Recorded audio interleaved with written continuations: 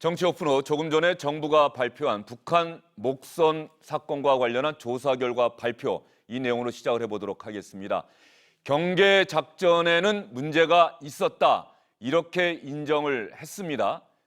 그런데 그 이후에 은폐하려고 하는 의혹은 사실과 다르다. 다만 신중하지 못한 표현을 한 데 대해서 군 관계자들이 인정했다, 이렇게 이야기를 했습니다. 이번 발표를 국무조정실 1차장이 발표를 했고, 조사 결과 발표와 관련해서 정경두 국방부 장관도 다시 한번 사과를 했는데요. 차례로 들어보도록 하겠습니다. 합동조사단의 조사 결과 우리 군의 경계작전에 문제가 있었음을 확인하였습니다. 경계작전 실패는 어떠한 경우에도 용납될 수 없는 중대한 과오입니다. 따라서 관련자들을 법과 규정에 따라 엄중 문책하기로 하였습니다.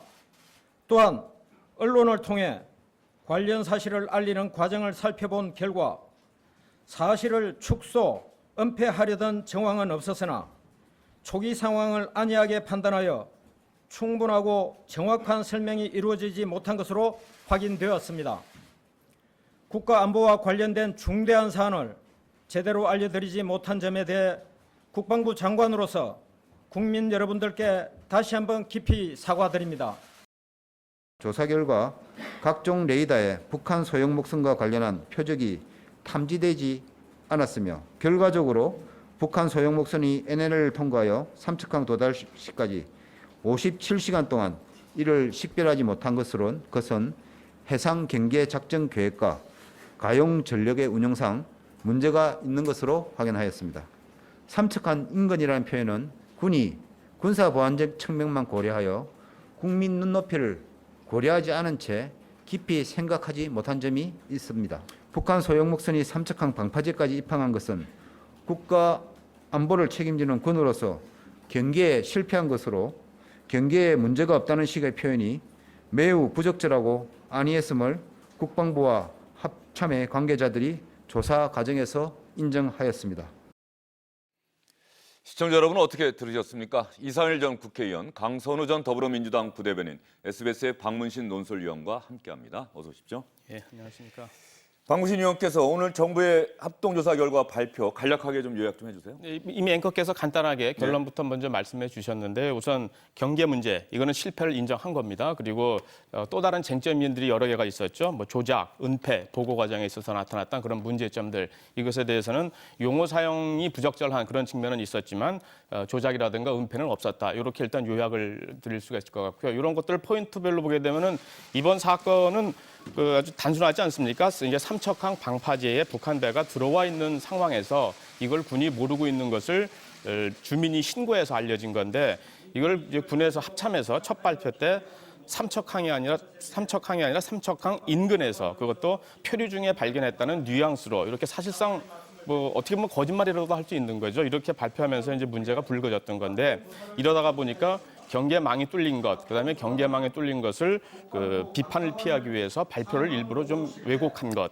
그리고 특히 이제 국방부 백그라운드 브리핑 때 청와대 안보실의 행정관이 지켜보고 있었다는 점, 이것 때문에 청와대가 9.19 남북 군사합의서에 대한 비판을 의식해서 개입한 것 아니냐 하는 요것이 이제 포인트였었거든요. 요 포인트 중에서 경계 실패 부분을 인정하고 나머지 조작 은폐는 없었다, 이렇게 얘기를 한 거고요. 그리고 이제 경계 실패와 관련해서 구체적으로 나온 것은 경비를 담당하고 있는 육군 23사단장, 그리고 해군 1함대장, 이건 징계위원회에 회부한다. 그리고 23사단장의 이제 관할 군단이죠. 8군단장은 보직 해임한다. 이렇게 발표를 한 겁니다. 예, 오늘 발표에 대해서 우리 이상일 전 의원은 어떻게 평가하십니까? 당초 예상됐던 대로 나오지 않았나 싶은 생각이 좀 있어요. 그렇죠. 이미 언론이 취재를 통해서 이런 발표가 나올 걸로 우리 국민들은 이미 예상하고 계셨을 것 같은데, 경계 실패는 누가 봐도 명백하니까 인정할 수밖에 없는 것 같아요. 그러나 이제 축소 은폐는 없었다. 용어 사용은 부적절했지만 축소 은폐 정황은 없었다. 이 발표를 과연 우리 국민들이 고지것대로 믿을 분이 얼마나 될까, 이런 생각을 해봅니다. 왜냐하면 15일 북한 목선이 삼척항에 왔을 때 이미 해경이나 국정원 등을 통해서 다 청와대까지 보고가 됐던 상황이에요. 국방부도 보고가 됐고. 그래서 그날 바로 국방부 장관과 합참의장이 회의를 합니다. 그런데 17일 군 브리핑에서 경계 실패도 하지 않았고 축소 은폐하는 그런 브리핑을 했단 말이죠. 그러다 보니까 국민들이 많은 의혹을 제기했는데 이미 군의 브리핑을 하기 전에 바로 그날 17일 그날 장관하고 합참의장이 주재하는 또 회의가 있었습니다. 그 자리에서 합참에서 내부 문건 만든 거를 보면 삼척항 방파제라는 그 문건의 표현이 나오는데 이거를 방파제를 빼고 인근으로 했고 목선이 기관고장을 일으켜서 표류한 것처럼 브리핑을 했기 때문에 국민이 보기에 이거는 축소 은폐에 해당한다고 볼 수 있는데 지금 군은 축소 은폐가 없었다고 하고 있고요. 그다음에 군이 지금 합동조사단이 청와대 고위관계자, 그다음에 국방부 장관, 합참의 고위관계자 이렇게 조사를 지금 안 한 거로 알려지고 있습니다. 이런 상황에서 군이 이 정도 선에서 지금 발표 결과를 내놨는데 그걸 국민이 그대로 믿을 수 있을까요? 그러니까 야당이 국정조사 요구하는 거죠.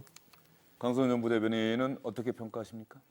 이번 사건을 크게 세 가지로 나누어 볼 수 있지 네. 않습니까? 경계, 대응, 그리고 보고. 그래서 경계에 관해서는 이제 국방부가 우리 잘못이다라고 인정을 했어요. 그리고 보고 관련해서도 국민들이 다 들으셨잖아요. 그래서 그 부분 관련해서도 표현이나 이런 부분상의 문제가 있었다라고 얘기를 했습니다. 근데 저는 개인적으로 생각할 때 우리 국민들이 가장 궁금해하는 부분은 대응 부분이 아니었을까라는 생각이 들거든요. 그 북한 사람 4명이 내려와서 2명은 그 귀순 의사를 밝혔고 2명은 왜 그렇게 빨리 돌려보냈는가? 그들이 내려오는 과정이나 아니면 입항하는 과정 등등에 대해서 가장 많은 궁금증이나 의혹을 가지고 있는데 사실 국방부가 이 부분에 대해서도 전 충분히 조사를 했을 거라고 생각을 합니다. 그렇다면 이 부분에 대해서도 국민들께 조금 더 소상히 알려줬으면 좋았겠다라는 그런 아쉬움이 분명히 있는 것이고요. 그리고 축소 은폐 의혹 관련해서는 이 사건을 조금 복기해 보면 축소 은폐가 처음부터 좀 어려운 사건이 아니었나 그런 생각이 듭니다. 만약에 이들이 군에 의해서 발견이 됐다면 뭔가 축소 은폐할 수도 있는 그런 방법이 있었다고 생각을 하는데요. 주민에 의해서 최초 발견되지 않았습니까? 그리고 그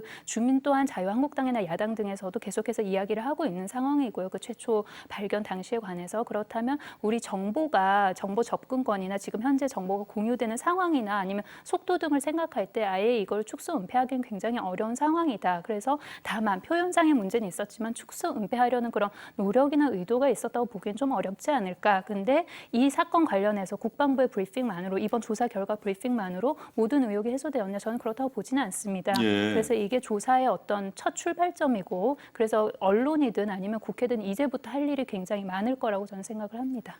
지금 강선현 전 부대변인이 많은 분들이 주목할 만한 발언을 해주셨는데요. 그렇다고 한다면 이게 국정조사로까지 이어져야 한다 이렇게 보시는 거예요?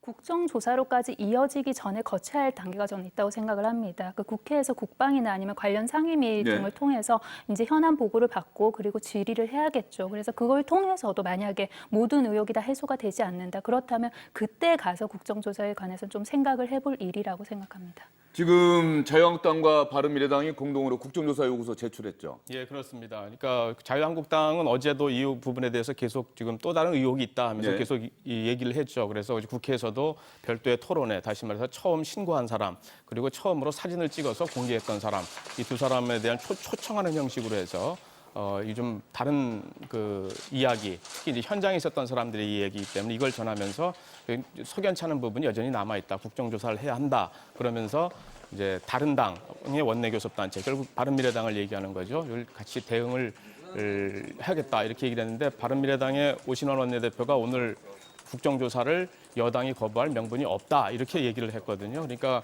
공동으로 국정조사 부분에 대한 요구를 계속하고 또 민주평화당의 경우에는 조건부이긴 하지만은 5.18 특별법 처리라든가 이런 것들을 자유한국당에다 요청하는 형식으로 해서 전제 조건을 달았습니다만은 마찬가지로 북한 어선에 대한 국정조사는 우리가 먼저 주장한 거다. 이거 이룰 필요가 있다. 이렇게 하고 있기 때문에 아마 국회 국정조사 이 부분이 아마 이제 그 국회 또 이제 추경이라든가 이런 것이 남아 있는 상황에서 또 다른 뭐 연계 고리로 작용할 가능성까지도 좀 생각해봐야 되지 않을까 이렇게 예상이 됩니다. 예, 조금 전에 민주평화당의 박지원 의원이 5.18 특별법 통과 뭐 이런 세 가지 요구 조건을 받아들여 준다면 자유한국당이 국정조사에 협조하겠다.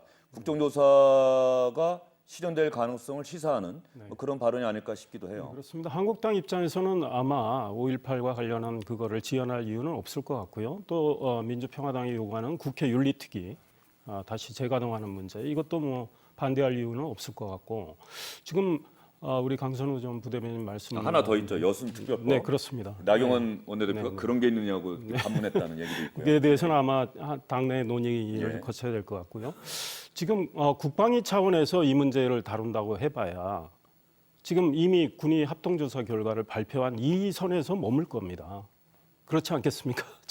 그분들 다 출석시켜가지고 물어봐야 자기들 조사 결과 내용만 가지고 이야기할 텐데 그래서는 궁금증이 해소가 안 되는 거죠. 그러니까 국정조사를 하면은 결국은 관련 증인들을 다 신청을 하고 국회에서 이제 증언 감정에 관한 법률 때문에 증인 성사를 해야 된단 말이죠. 그러면 이중할 때는 또 처벌이 돼야 되기 때문에 훨씬 국회 국정조사는 일반 상임위에서 현안 질의하는 거하고는 완전히 다른 차원의 조사가 진행이 되는 거거든요. 그런데 지금 처음에 경계에 실패를 했지 않습니까? 그래서 17일 브리핑을 실패가 없었다고 브리핑을 하는 거 아닙니까? 거기에 맞추려다 보니까 삼척항 인근이라는 표현도 나오고 목선이 표류한 것처럼 브리핑이 된 거예요. 그러니까 결국은 축소하고 은폐하려는 의도가 경계 실패를 감추기 위해서 비롯된 겁니다. 그런데 경계 실패는 인정하고 축소, 은폐는 없었다? 사실은 논리적으로 말이 안 돼요. 그렇기 때문에 국방부의 이 발표를 국민이 믿을 수가 없고 아마 국회에서는 야당은 정말 이대로 수용할 수는 없다고 할 겁니다. 그러니까 강력히 국정조사를 요구할 텐데 지금 문재인 대통령께서 강조하셨던 게 전 정부하고 다른 투명한 정부, 전 정부는 불투명했다. 우리는 정말 투명한 정부를 만들겠다고 하셨는데 그리고 대통령도 이 사건에 대해서 철저히 조사하라고 지시를 하셨단 말이죠. 그렇다면 여당에서 이걸 반대할 명분이 없어요. 정말 완전하게 투명하게 국민에게 알려야죠. 그러니까 여당이 국정조사를 저는 수용하는 게 대통령의 약속하고도 부합하는 태도라고 봅니다. 어쨌든 간에 이번 조사에 대해서 뭐 그런 지적은 충분히 나올 법합니다. 셀프 조사였다.